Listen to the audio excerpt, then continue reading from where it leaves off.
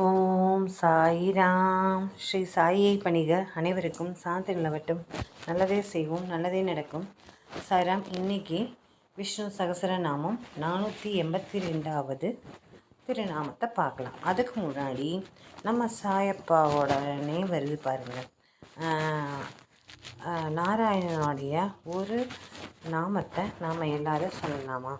ஏன்னா விஷ்ணு சகசரநாமத்தில் 1000 திருநாமங்கள் இருக்குது. நம்ம அந்த 1000 திருநாமங்களுக்கு உண்டானது தான் பார்த்துட்ருக்கோம்.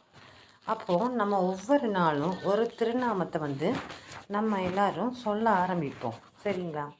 அவர் என்ன சொல்கிறாருன்னா,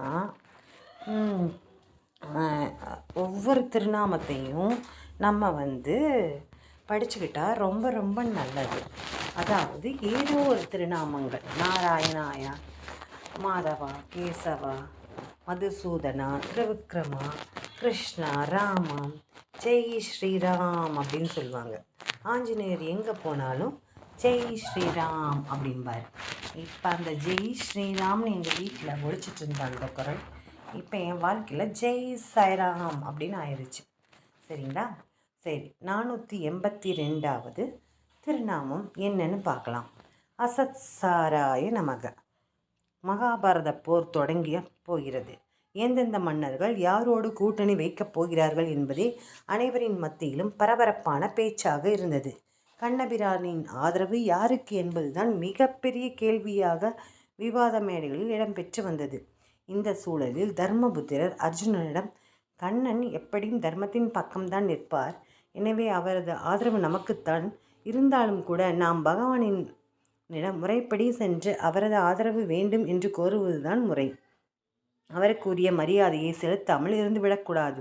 எனவே நீ போய் கண்ணனை சந்தித்து அவரது ஆதரவையும் ஆசையையும் பெற்றுவா என்று துவாரகைக்கு அனுப்பி வைத்தார். மறுபுறம் சகுனி துரியோதனிடம், போர் என்று வந்துவிட்டால் மானம் அவமானம் எல்லாம் பார்க்கக்கூடாது. யார் நம் பக்கம் வந்தாலும் அணி சேர்த்து கொள்ள வேண்டும். பாண்டவர்களுக்கு கண்ணன் மாமன் மகன் என்றால் உனக்கு கண்ணன் சம்பந்தி ஆவான். எனவே கண்ணனின் ஆதரவை கேட்டு நமக்கு வாங்கி வந்துவிடு என்று சொல்லி கொடுத்து அனுப்பி வைத்தான். அர்ஜுனன், துரியோதனன் இருவரும் துவாரகையை அடைந்தார்கள். இதை அறிந்த கண்ணன் தனது பணியாட்களை அழைத்து அரண்மனையில் உள்ள அனைத்து ஆசனங்களையும் ஒழிக்கச் செய்து வைத்தார். தனக்கே உரிய கட்டிலில் கண்ணன் பள்ளி கொள்ள அவனது தலைமாட்டில் ஒரு ஆசனமும் திருவடிவாரத்தில் ஒரு முக்காலியும் போடப்பட்டிருந்தது. முதலில் உள்ளே வந்த துரியோதனன் கண்ணன் துயில் கொண்டிருப்பதை பார்த்துவிட்டு, எப்படி இருந்த நான் இப்படி ஆகிவிட்டேன், இந்த மாடு மேய்ப்பவன் விழிக்கும் வரை காத்திருந்துதான் ஆதரவு பெற வேண்டுமோ என்று சிந்தித்தபடி தனது தலைகணத்துக்கு ஏற்றபடி தலைமாட்டில் இருந்த ஆசனத்தில் அமர்ந்து கொண்டான். அடுத்து வந்த அர்ஜுனன் கண்ணன் விழித்து கொள்ளும் வரை காத்திருப்போம் என்று பொறுமையுடன் அடியவன் என்ற முறையில் கண்ணனின் திருவடிவாரத்தில் இருந்த முக்காலில் அமர்ந்து கொண்டான். இருவரும் வந்ததை அறிந்து கொண்ட கண்ணன் கண் விழித்து, அர்ஜுனா, வா வா, என்ன விஷயம் என்றான். துரியோதனன், நான் தான் முதலில் வந்தேன், என்னை கவனிக்கவில்லையா என்று கேட்டான். கண்ணனோ, நீ முதலில் வந்திருக்கலாம், ஆனால் நான் முதலில் அர்ஜுனைத்தானே பார்த்தேன் என்றான். இருவரும் கண்ணனின் ஆதரவு யாருக்கு என்று கேட்டார்கள். அப்போது கண்ணன், உங்கள் இருவருக்குமே உதவ நான் கடமைப்பட்டிருக்கிறேன். எனது நவகோடி நாராயண சேனையை விரும்புவோர் அதை கேட்கலாம், ஆயுதமே எடுக்காத என்னை விரும்புவோர் என்னை கேட்கலாம் என்றான். முதல் வாய்ப்பு இளையவனான அர்ஜுனனுக்கு. கேள் அர்ஜுனா என்று கண்ணன் சொல்ல, எனக்கு நீ மட்டும் போதும் என்று சொல்லிவிட்டான் அர்ஜுனன். துரியோதனனோ பெரும் மகிழ்ச்சியோடு நவகோடி நாராயண சேனை என்ற மிகப்பெரிய சேனையை கண்ணனிடம் வாங்கிச் சென்றான். ஆனால் முடிவில் என்ன ஆனது? கண்ணனின் அருளும் வெற்றியும் அர்ஜுனனுக்குத்தான் கிடைத்தது. தலைகணத்தை காட்டிய துரியோதனனுக்கோ தோல்வியும் மரணமும் கிடைத்தது. துரியோதனைப் போல தீய எண்ணம் கொண்டவர்களுக்கு அசத் என்று பெயர். ஷரம் என்றால் நிலையில்லாதவன் என்று பொருள். அசத் சரம் என்றால் தீயவர்களிடத்தில் நிலைத்து நிற்காதவர் என்று பொருள். நல்லவர்களை இறைவன் சோதித்தாலும் கைவிட மாட்டார்.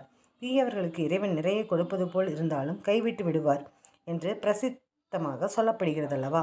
இப்படி தீயவர்களிடம் நிலைத்து நில்லாமல் இருப்பதால் திருமால் அசஸ்ஸர என்றழைக்கப்படுகிறார். அதுவே சகசரநாமத்தின் 482வது திருநாமம் அசஸ்ஸராய நமக என்று தினமும் சொல்லி வரும் அன்பர்களிடம் திருமால் என்றும் நிலைத்திருந்து மனதில் உள்ள தீய எண்ணங்களை போக்கி அருள் புரிவார்.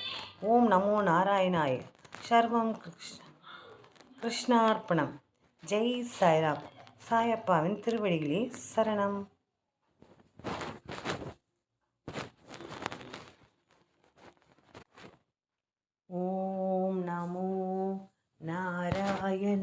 நமக.